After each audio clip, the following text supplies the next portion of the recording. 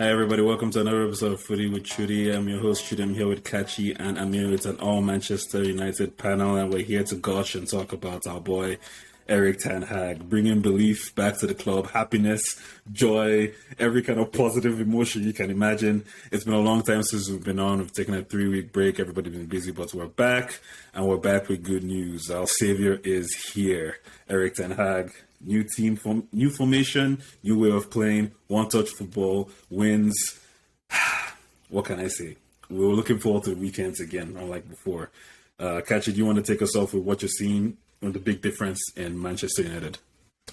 I think all of a sudden we look very, very good. Not all of a sudden, but I think for me, the first thing I like that I'm seeing from the manager is a culture change.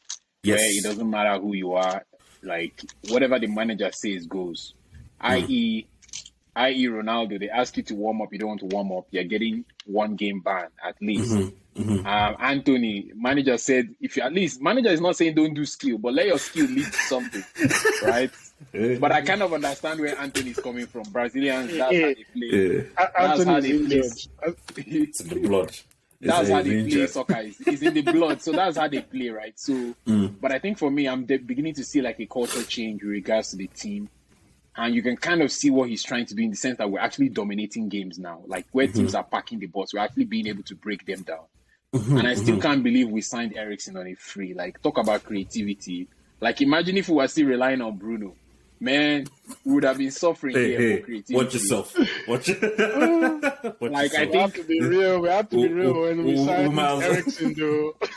No, when we sign Eriksen, I'll put my hand up and be like, I didn't believe in it at all. Like, this guy is 30 plus, has a heart condition. I knew he had the quality, but I was always like, can this guy actually bench Scott and Fred? Given that Scott and Fred have been benching every other person with quality simply because they can run around. Can Eriksen run around? So I was truly scared of that. But look at this, man. Look at this. Yeah, so I think for me, that's that. And I think Casemiro has come in good in the last few weeks. And that Martinez guy, man, the guy is what you call small but mighty. My guy is a pit bull, man. In that defense, he's like every week the pundits keep doubting the guy, but the guy keeps proving everybody wrong. And I think the last but not the least person I want to give praise, obviously, is to actually two more people. The first person would be, what's his name? What do you call it? First person would be David De Gea.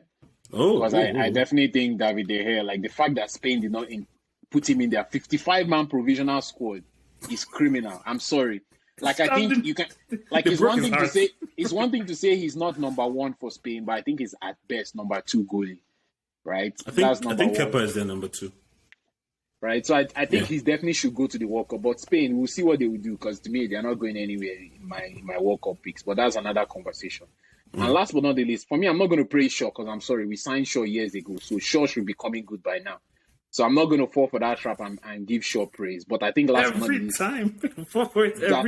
Exactly. Dalot has been, to me, my player of the season. Like, this guy is flourishing, he's blossoming. Like, you can see he's playing through every minute. I just hope he doesn't get injured at the World Cup. That's just my big fear. But I think I like what I'm seeing from the squad. I like the energy I'm seeing, the passion I'm seeing from the squad. But, yeah. To me, Bruno has to be the next player to see bench for a few games, because my guy is just throwing away passes. But yeah, that's what I have to say on Man U right now. You know that this podcast name is actually the Bruno's podcast. Like, I'm his biggest fan, man. What are you guys coming on here disrespecting my boy? Our creative outlets up in here. What's impressing you about Man U? Oh yeah, Kachi hit on a number of the points that are really impressive this season. For me, it's just the last couple of years we've had so many false dawns that, I am cautiously optimistic about where the team is headed. We had a false dawn under, Netherlands coach now, Van Gaal. Did we ever were we ever high on that one? I don't remember being high on that. When he did the sub, and they won in the World Cup, right? But not with Man U. When he did it in the World Cup, but the excitement was like, the excitement was high, and he also had a history of winning, and his time at Bayern, those were good years as well.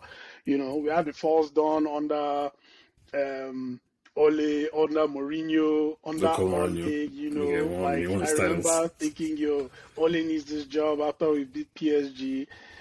I think every single manager had like that new manager bounce and excitement, except Moyes, who was the worst, and Ragnick.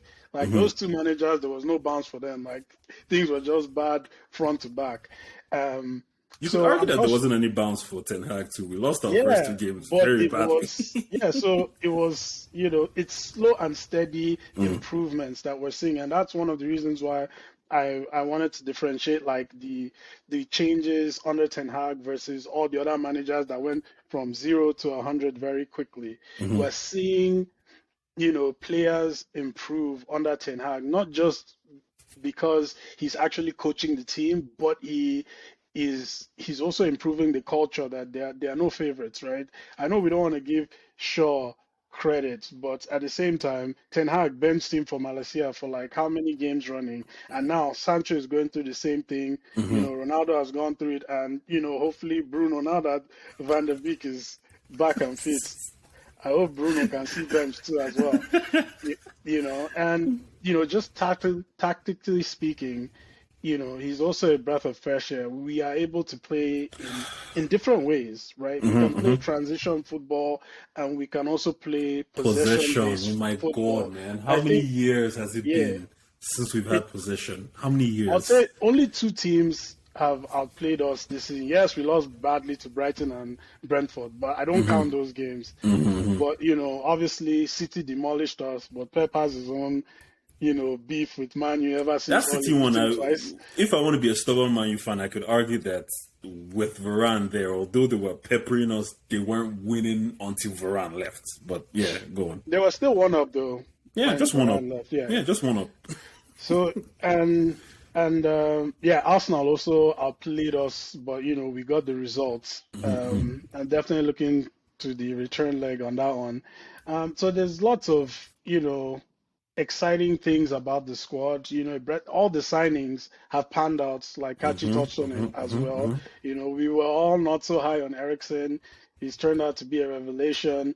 Dalot, I mean, this guy is playing in almost every position on the pitch right now, from center back to right wing, to cam. He's everywhere. Well, not cam, but to center mid. Yeah, he's everywhere, and I honestly think we need a backup to him badly. Like it has gotten to the point where we're overplaying. He has played every single game, I believe, one or two. Every minute of every game. Yeah, we're overplaying him now, so he definitely needs rest. But there's lots of excitement when it comes to how the team has been played, who we've played, because another thing that people are not really taking notes of is that Man U has actually played a very tough schedule. We played the top 6. We played the top 6. Yeah, we've not even just the top 6. We haven't played any team in like the bottom half, 14. No, we've played teams in the bottom half, and Leicester is not really a bottom half team, even though they're in the bottom half right now. So in terms of strength of schedule, I think Man U's schedule has been the toughest so far this season, and we're still right there with a chance to make it into the top 4. If we count, the Brentford and Brighton games as 6 points, we would already be in top 4. So lots of excitement, and I'm definitely looking forward to see how far Ten Hag can get this team this season. With Martinez and Varane playing together, I don't think we've conceded more than 2 goals in a game. Even 1? Have we considered more than 1? When they're playing together? I think it's just 1. I think it's that Arsenal one. No. We considered 1 against Liverpool. We considered 1 against Chelsea. We considered 1 against Arsenal. We considered 1 against... I feel like we just concede 1. We don't concede more than 1 with 2 more of them. More than 1, yeah. Yeah, with 2 of them there. Maybe it's only 1 at Old Trafford. I think since the Arsenal game, we haven't conceded at Old Trafford. At Old Trafford. There you since go. That game, yeah. So that's the only thing that will worry me, with Varane injured and out till after the World Cup. Man, Maguire doesn't fill me with confidence. Let's just say that. Bro did a goal-saving touch tackle in the last game. He did. Yeah, but the issue I have with Maguire right now is his confidence is on the floor, very low. It's below the floor right now, and he's trying too much to impress. He's there trying to instruct, De Gea and Martinez on the pitch, and it's like, yo, bro, we've been doing this without you. We don't need to come here and try and be Captain Marvelous for us. And then his passing, he got like the Bruno, infection. He was giving, like, one thing we'll say what you want about Maguire. He is a good defender on the ball. Yes. Yeah, he's good on the ball. But in that last West Ham game, he didn't do well. He kept on giving the ball away, and his passes were very, very suspect. So having him, Bruno on the team, and Rashford, all of them just turnover Hall of Fame. There was a play West Ham had that the ball went over Maguire and it bounced to De Gea and De Gea caught it. And as the ball was coming towards De Gea, you could see Maguire telling De Gea, pick up the ball. And he picked it up. And I thought to myself, I wonder if he said that in Spanish or or English, because he had the thing where he couldn't communicate with De Gea. I wonder if he said it in Spanish. All you Bruno haters are going to get your wish come true, and we're going to see how we're going to play without Bruno, because in the Aston Villa game, he's not playing, he's suspended. I think he has 5 red cards, so... Donny, red. 5 red cards, can you imagine? 5 yellow cards. So who do you think is going to slot into that? Donny? Easy choice, or is Ten Hag going to do another tactical phenomenon for us? What do you think, Kachi? I see it another tactical thing. I don't think he's going to bring Donny right to start. I think he will probably play a different tactical way and then have Eriksen in there. With Aston Villa now, they're very Aston Villa, they're a very schizophrenic team right now. Like literally, these guys went from winning the new manager bump and then losing to Newcastle. Like literally against Newcastle, they didn't even put in an effort, literally. So like you could tell, even if they were going to lose to Newcastle, there are ways to lose, but they just laid down and let Newcastle whoop them. But so I think for us, it would be important to get the first goal and then kind of try and soak up the pressure and finish it off from there. So, but I think Casemiro will be very important in that game. Casemiro and Fred. I'm guessing he'll probably play Fred. If he was to stick to the same formation with Bruno, he'll probably play Fred. But I doubt that. I see him playing more with just Casemiro in the middle there. Casemiro and what's his name? Scott? I'll say Scott. Maybe start the game with Scott and then bring in Fred second half. Because I feel like Fred is better coming off the bench for some weird reason. He feels better when he comes off the bench than when he starts a game. So, like he has something to prove. This video is going to come out on Thursday. I believe we're playing Sociedad on that day. Yes. What do you think is going to happen? Because we need to win to top the group or be equal. Depending on how much we beat them, we need to win. We need to top the group depending on how much we beat them. Does that make sense? To avoid coming second and meeting a Champions League team. Do you think, quick prediction, because it's going to come out on Thursday, do you think we'll win that game? Do you think we'll win by how much? I think for me, what I struggle with in our Europa League is we miss so many chances. It's crazy. Like the amount of chances we miss. And for me, I squarely blame Ronaldo and Rashford. I'm sorry to say, like, because those guys, especially Ronaldo, you always start in our Europa League games. I'm sorry, Ronaldo now should have at least, with the chances he has missed, at least 8 goals in the Europa League. So I think for me, and Sociedad is actually a very good team. So I think for me, we have to be deadly when we play those guys. Obviously, you can tell it to be a second string team. It won't be our main team. So it will be very important to score first. So prediction Why would it be our second string team, given how important the game is? I would assume it's better to avoid a Champions League team. I think Ten Hag's priority is Premier League. If you notice, Ronaldo always starts in Europa League. So for me, I want to avoid a Champions League team. There are a few of them I want to avoid. That's for sure. For me, my prediction will be a tight 2-1 win. But they have to start. To me, our strikers have to start scoring, or our forwards. As if you want to be technical, they need to start scoring soon, man. This shit is sad. Well, that game, if if I'm not mistaken, is in Old Trafford, right? Like when we lost away, right? I'm gonna check that. I don't think so. But go on. Oh, really? Yeah. So if it's in Old Trafford, yes, we lost away. I think this is in Old Trafford. yeah. So if if the game is in Old Trafford, I'd be more confident of us getting a result. But it will definitely be like a narrow No, win. it's not in Old Trafford. We lost Oh, in no? Old Trafford. Yeah, I remember. Yeah, Ooh. it's in Spain. Oh, that's rough. It's in Spain. Yeah, That's rough. it's in Spain. That's rough. That's sounding like a draw now. Mm-hmm. It's really sounding like a draw to me. But we might still be able to nick a 1-0 win or a 2-1 win still. But if I had to bet on it, I'd say we'll probably just get a draw there. And yeah, well, our forwards are not scoring enough. Ronaldo, Rashford, Sancho, they need to start pumping in goals because even against West Ham, man, we missed chances that put that game under pressure when it didn't need to be. And it was a shock to me that Rashford actually opened his eyes on a cross and headed the ball headed the ball properly. I don't know the last time he scored like that kind of header, like was, with authority, like a proper center forward headed goal. He might have had one of those soft-headed goals that, almost Fred almost scored one as well. Against West Ham. He could have maybe scored one of those, but I don't remember when last Rashford actually scored a very good headed goal like that. So we definitely need more of that from him if we are going to have a chance against Sociedad. So I'd say I'll go with a draw. Do you see Rashford as a striker? Am I the only one that doesn't see him as a striker? I mean, if he keeps heading the ball like that, he will become a striker. I think his biggest deficiency, like, obviously he can work on his heading, but to me, his biggest deficiency is he can't play with his back to goal. Yes.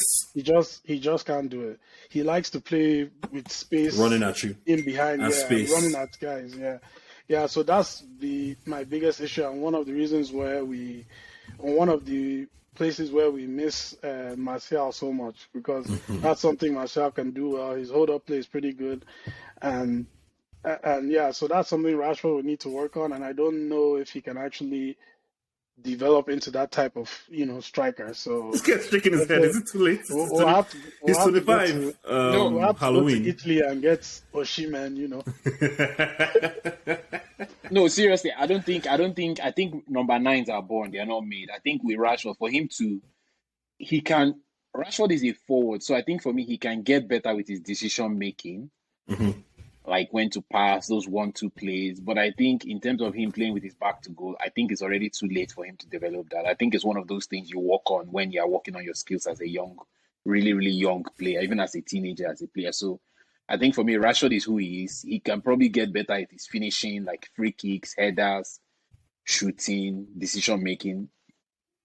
And still, but it's like, even looking at his stats, he just scored his 100th goal for Man U in 318 games.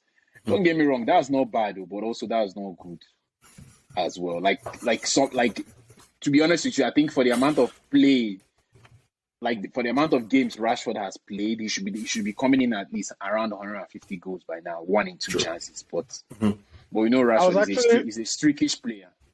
Yeah, I was actually surprised that he had 100 goals. But then I saw 318 games, and I was like, even that sounds better than what I've seen from Rashford in the last couple of years. Like, I mean, that's almost 1 in 3 games, and Rashford definitely doesn't score that consistently. He's very streaky, and that's another thing why you can't depend on him as your main center forward.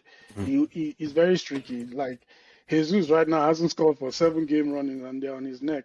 Rashford can do that very easily, and people won't even bat an eye. Yeah, they won't notice. So, yeah. Like I beg, he's a left winger. Exactly. Free him. Coming to the end of this episode now, quick predictions. How many? And I'm going to play this back for you when it finally happens. Not if, by God's grace. How many seasons do you guys think it's going to take before we win a trophy on that Ten Hag? I want to say. So this season will be 1. I want to say 2 seasons. So on the 3rd. So the season after next? Or next season? I'll say by next season we should have at least a trophy. Damn. And I'm not saying the big ones. I'm not saying the Champions League or Premier League. I want to say one of the cups. Okay. I'd say next season as well, but it depends. If he's backed in the transfer window, these ones are the Glazers have spent future money in this transfer window. That can be a problem if we have to depend on this squad moving forward. Because yes. He's done pretty well, but like I already mentioned, Delo is overplayed right now. Even Eriksen to me is overplayed. Bruno he is. He's overplayed as well. We don't really have that natural, reliable, non-injured striker on the team as well. Ronaldo will most likely leave. So if they don't back him to buy, a proven center forward, then and some other key areas, then I don't know if it happens next season, but my hope is that they back him and next season he brings home a trophy. Okay, perfect. I'm going to say the 3rd season as well, because who knows with the Glazers. I think, although we told them the 3rd, I'm going to say the 3rd season, like the season after next. Upon all the money they steal from the club, they tend to always give the manager money to spend. So we'll see how that goes. We do have to come to the end of this episode. Hopefully, by the time we hear this, Man U would have topped the group in Europa, and we'll be moving forward to the round of 16 or round of 32, however Europa is going. And maybe, who knows, he could surprise us with a win and just win the Europa Cup. Who is even there to challenge us except for Arsenal, who we've already proven that we could beat? Who else is in Europa? I can't really think of any team. Yeah, forgetting all the Champions League guys. All the Champions League. I honestly don't think Arsenal can win the Europa League. It's a different... The only team I'm scared of coming down is a healthy Barca. If we can't beat this Juve team, we don't deserve to win. we don't deserve to win. We have Barca, we have Sevilla, we have Juve, Atletico Madrid, Ajax. We should be able to beat Atletico. We should beat Atletico. Atletico is not doing nothing this season. Go check their La Liga record. They're not doing nothing this season. If they beat us, it'll be a huge surprise. True, bro. They're doing nothing. You want to know the thing that made me laugh with Atletico? What's his name? That guy, that their young player, the one they signed for 120 million. Felix wanted to play that penalty. Carrasco took the penalty off of him. That he young man. Get away. And then, that was crazy. And then when he now missed it, I was like, that's karma for last season. That's karma for what they did to us last season. Not only did they missed it, the goalkeeper now made 2 fantastic world saves. No, they missed it. They hit the bar. Then they hit the bar. And then the 3rd shot, they shot it against their own player. Then he went out. That's the karma. That's the karma. I'd actually like to talk about karma. I'd actually like to play Barca. Send FBJ home. Not a healthy Barca. I'd like to play Barca now. Not a healthy Barca. Who are they missing? They're missing their defender, Araujo, the Brazilian defender. That's their major key defender. That's why they're leaking goals like no man's business. That's why they're starting Alonso and Christensen. What is this? All right. Thank you guys for listening. Thank you guys for joining. Like and follow on YouTube, Instagram, and Twitter. We're back. We're going to continue doing this week to week. This week is a double-header video.